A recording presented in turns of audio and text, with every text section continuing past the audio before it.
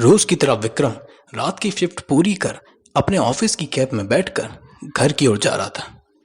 विक्रम गुड़गांव की एक international BPO में काम करता था।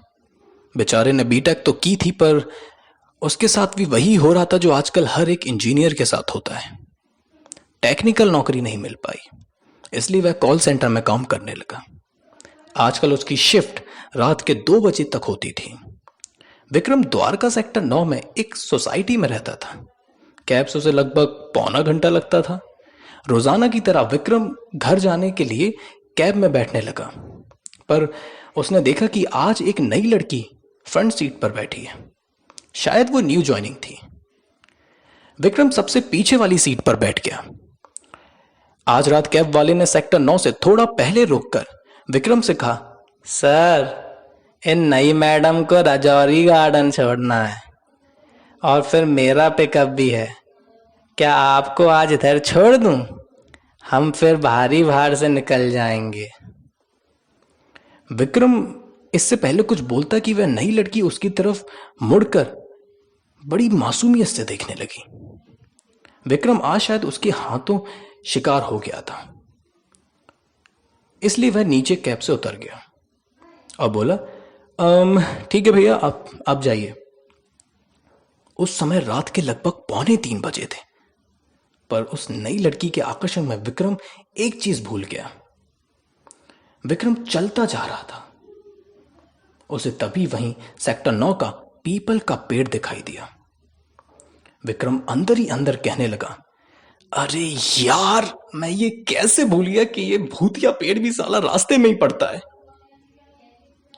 दरअसल यह मान्यता है कि द्वारका सेक्टर 9 का दादाबाई मंदिर के पास वाला पीपल का पेड़ भूतिया है। विक्रम को थोड़ा डर तो लगा, लेकिन अब क्या कर सकता है वो, उसे घर तो जाना ही था। उस पीपल के पेड़ से लगभग 100-150 मीटर पहले सामने से एक औरत भागती हुई आ रही थी। विक्रम डर गया और वह भी मुड़कर भागने लगा। उस लड़की के सफेद बाल थे और उसने सफेद टी शर्ट और सफेद निक्कर पहना हुआ था। विक्रम पूरा जोर लगाकर भागने लगा,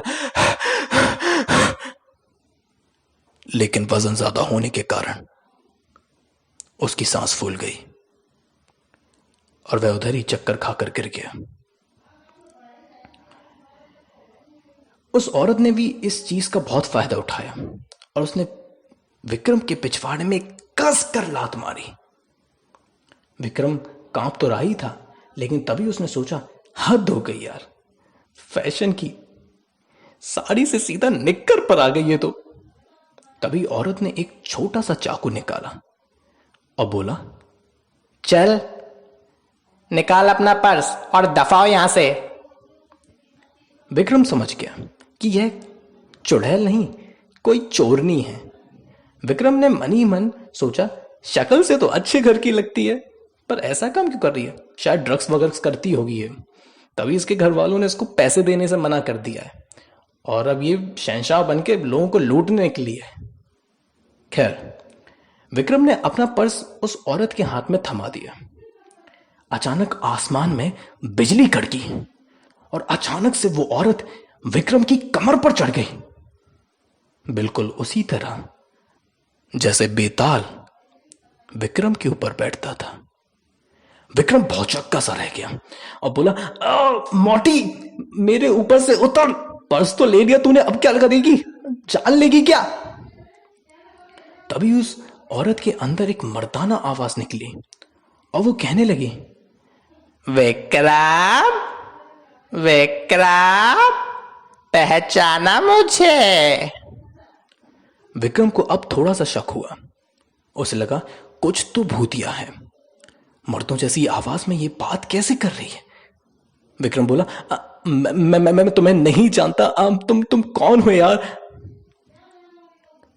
वो औरत मर्द की आवाज में फिर बोली, अरे तूने मुझे नहीं पहचानता? मैं बेताल, भूल गया क्या? विक्रम बोला, तुम जो भी हो, मैं विक्रम हूं यार। मैं विक्रम आदित्य नहीं जो तुम मेरी कमर पर आकर चिपक गए हो। बेताल बोला, तुम इस कलयुग में मुझे भूल गए हो, है ना विक्रम? पर मैं तुम्हें नहीं भूला। यमलोक के गणों के अनुसार मैं लगभग 3 साल बाद इस पृथ्वी पर जन्म लूंगा। इसलिए मैंने सोचा कि 3 साल का टाइम पास कैसे किया जाए, इसलिए पृथ्वी पर भ्रमण करने लगा। फिर मुझे पता चला कि तुम भी अपना 7वां जन्म लेकर यहीं तो हो, इसलिए मैं तुमसे मिलने चला आया। विक्रम ने मन ही मन में सोचा, अरे बाप रे, यानी कि अभी मुझे 3 साल तक कहानियां सुनाएगा। विक्रम फिर बोला, चलो चलो अच्छी बात है, अब मुझे जाने दो, मेरी मेरी सोसाइटी आने वाली है यार। बेताल बोला, अरे अभी तो वो दूर है, इतने में मैं तुझे एक कहानी सुना देता हूँ, तेरा रास्ता भी आसानी से कट जाएगा। पर हाँ, मेरी एक शर्त रहेगी। कहानी के अंत में मैं तुझसे एक सवाल पूछूंगा, अगर तू उसका जवाब देता है तो मैं तेरे YouTube चैनल की मोनेटाइजेशन बंद कर दूंगा, और अगर तू कुछ बोला तो मैं उड़ जाऊंगा। विक्रम ने मजबूरी में अपनी मुंडी हिला दी। बेताल कहानी कहना शुरू करता है। बेताल की कहानी सुनते सुनते ही विक्रम गूगल प्ले स्टोर से कुछ ऐप्स डाउनलोड करने लगता है और अपनी जेब से गाने सुनने की लीड निकालकर हाथ में ही रख लेता है। बेताल कहता है, एक बार की बात है, गुड़गांव में एक हाई फाई सोसाइटी के 2 दोस्त रहते थे। ये तो नहीं कह सकते कि वह बेहद अच्छे दोस्त थे, लेकिन साथ में एक अच्छा समय व्यतीत करते थे। एक दोस्त का नाम अमित था और दूसरे का सुरेश। एक दिन सुरेश की बीबी नहा रही होती है, अचानक डोरबेल बजती है। सुरेश की पत्नी सिर्फ तौलिया लपेटकर दरवाजा खोलने चली जाती है। दरवाजे पर सुरेश का दोस्त अमित खड़ा होता है। अमित शुरू से ही शातिर दिमाग का होता है।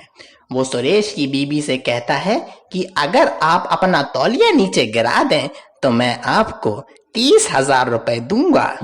सुरेश की बीबी थोड़ा सोचती है और वह तौलिया नीचे गिरा देती है, और अमित उसे नग्न देखकर खुश हो जाता है। उसे 30,000 रुपए वो दे देता है और वो वहां से चला जाता है। बाद में सुरेश अपनी पत्नी से पूछता है कि कौन था दरवाजे पे। उसकी पत्नी कहती है, अमित था।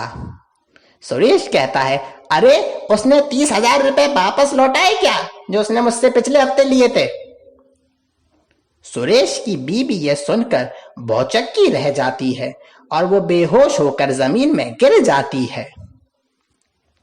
विक्रम, अब मुझे बता, कौन बेवकूफ, सुरेश या उसकी बीवी?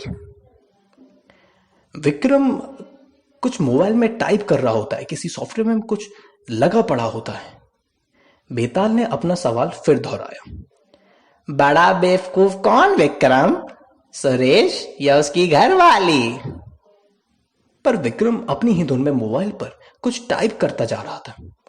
बेताल अब चिल्लाया, मैं आखिरी बार पूछता हूं तुझसे विक्रम।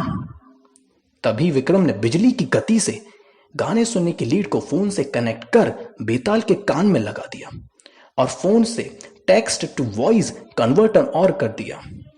दरअसल विक्रम ने सवाल का जवाब टाइप कर उस सॉफ्टवेयर की मदद से बेताल को सुना दिया, क्योंकि अगर विक्रम खुद इस सवाल का जवाब देता तो बेताल उड़ जाता और यह प्रोसेस दोबारा से शुरू हो जाती। अब बेताल समझ नहीं पा रहा था कि हंसे या रोए या सुंदर पिचाई के ऊपर चिपके। बेताल बोला, वाह विक्रम वाह, तू शूरवीर, निष्ठावान, बुद्धिमान तो था ही, कलयुग में आकर चालाक भी हो गया है, वाह। तुमने सही जवाब बताया विक्रम। सुरेश ही सबसे बड़ा बेवकूफ था जिसने पैसे का लेन देन अपनी बीवी से छुपाया। पैसे का लेन देन कभी अपनी पत्नी और पुत्र से कभी नहीं छुपाना चाहिए। विक्रम, मैंने सोचा था कि 3 साल तक तुम्हारे साथ अच्छा टाइम पास होगा, पर तुमने तो मुझे एक ही दिन में मूर्ख बनाकर निपटा दिया। कोई नहीं, अब मैं नेटफ्लिक्स वालों के ऊपर जाके चिपकूंगा। मेरा यही आशीर्वाद है तुझे कि तू खूब तरक्की करे और एक दिन टीम मैनेजर बने।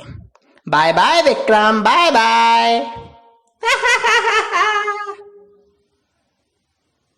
बेताल वहां से चला जाता है और उस मोटी औरत को भी होश आ जाता है जिसके अंदर बेताल घुस गया था। विक्रम चिल्लाया, उतर मोटी, मेरे ऊपर से उतर। कितना भारी है, मेरी पूरी पीठ तोड़ डाली तूने। वो औरत घबरा कर विक्रम का पर्स फेंक कर वहां से भाग जाती है। वो रात विक्रम के जीवन के लिए एक टर्निंग पॉइंट साबित हुई। विक्रम ने अपने अंदर छुपे विक्रमादित्य को पहचान लिया। अब विक्रम खूब तरक्की कर रहा था। 2 साल के अंदर विक्रम सीनियर मैनेजर बन गया और उसने शादी भी कर ली। पता है किससे? उसी राजौरी गार्डन वाली से। शादी के बाद 1 साल बाद ही उन्हें एक खूबसूरत सा लड़का हो गया। विक्रम उस लड़के को काफी कहानियां सुनाता था क्योंकि विक्रम को पूरा यकीन था कि यह उसका बेटा नहीं, उसका बाप पैदा हुआ है। यही है बेताल। पहले इसने मुझे कहानियां सुनाकर पकाया और अब मेरी बारी है।